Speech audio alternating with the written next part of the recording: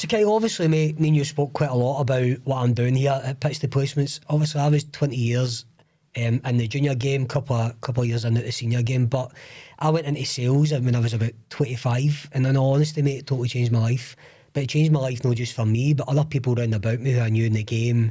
I was able to then start telling them, look, there's a career outside of this, which was recruitment for me.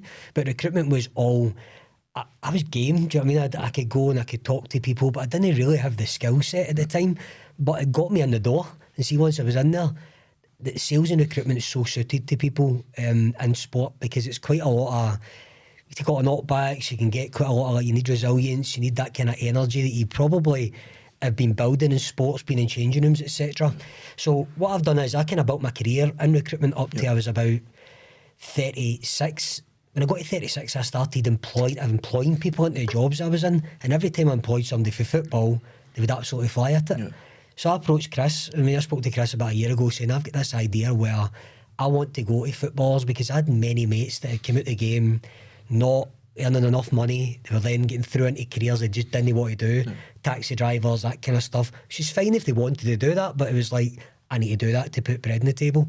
So my company, when I formed it, was mostly thinking, how can I take the skill set that footballers have been gaining, coach them in sales and recruitment with 15 years experience, with colleagues in a community that have done the job and been successful. It's not a coincidence why Chris runs his own company, he's good at it. Everything that's came in timing with Chris, and football was a big part of his life as well. So it's like we've now been placing footballers for the last year pretty much in jobs where they're absolutely flying. And it's a good career where they can make good money, good base salary, but the commission on top of it is life-changing. Yeah. So I guess for you, have you seen that kind of thing in football where boys are coming out of it and like not really getting much? No, like obviously I've seen it on Instagram, even before I knew yourself and even with Alfie. Like I seen it and it stood out for me, because it's what you're doing has been dying. Like, what I'm trying to say is, like, it should have happened a long time ago. Like every guess is the same. I mean, years and years.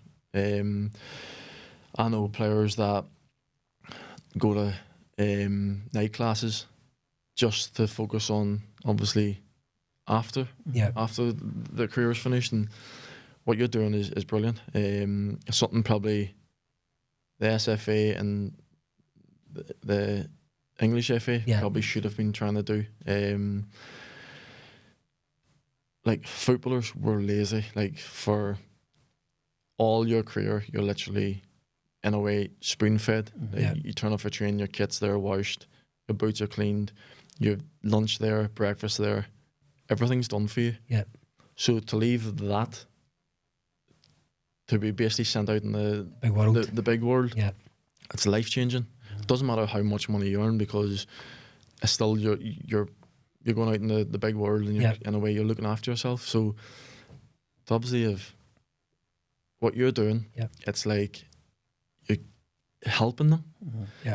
And like I'm all for it. Like I'm getting to know you. I'm actually happy that someone is so genuine like yourself is going to help the players, because I think that's been missing for years and years, and it's something that the FA should look at, because it's a big thing for me, mate. Is I'm always, and I spoke to Chris about this even, and I knew it for years, but I know it more now.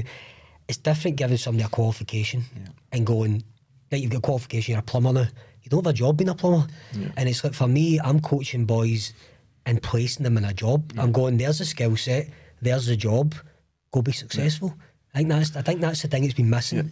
So like obviously leaving the game, you obviously, when you play in England, you're connected to the PFA down there. So like I get emails, like everyone, you just obviously sign up with your emails. I still get emails that like job interviews and workshops and stuff, but it's actually going to do it. Like we're lazy. Like everyone would admit that we are lazy. Everything's been done for us. So like what you're doing is incredible, and I really hope it kicks off for you. And like you've obviously put a few boys in the work already, and I think the biggest thing is, like, no matter if you've played at the top or you've played at the lowest, like at the end of the day, you've done your job. You've been a footballer. Now you have to either look after your family, or whatever you're doing after the football. That there's nothing to be embarrassed about, because I think that's the biggest thing. Like you've been this footballer that everyone's looked up for. Yeah. And like an idol for people, that you've got it in your head that I can't go and do that. I can't drive a taxi because people's going to see me, or I can't work in an office because, let's say I'm Kyle Lafferty, I'm not working in an office. So I think there's a time that you have to like wake 100%. up in a way. But it's changed our lives, hasn't it, working in this industry, for sure. As it, Lee Mayer said a comment the other week there, and Lee retired at 35, and he thought, what am I going to do for the rest of my life? You still get 50, 60 years of your life ahead of you. You can't just sit about and do nothing. No, and not everyone's lucky enough to have enough money at 35 to retire and have got enough in the bank. So you need a life after football, and that's what Sladdy's doing. Do you know the biggest thing for me is in the LA people that we've placed, it's like they've all got the same. Football's the hardest industry on the planet to get a job in. They've all been at trials, and you've just mentioned it yourself, trials, games, fitting into changing rooms where you don't know anybody.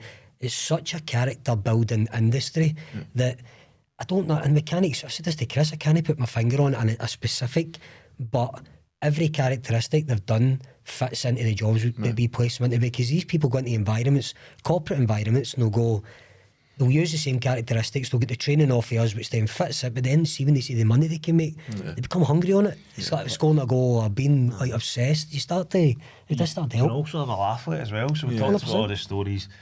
I don't think I'd let a firework in an office right now. I've got one in my pocket. Sales and recruitment, they're crying out for characters that can tell stories, that have got a better personality, and most footballers have got that in abundance. So you're already off to a flyer as soon as you start a sales. Do you know the one thing, Gail, I've been no surprised about, but I want people not to think this. It's like people think it's just a guy's course. Like I've placed two girls abroad already. They're doing amazing. It's like this course is football, male, female, doesn't matter.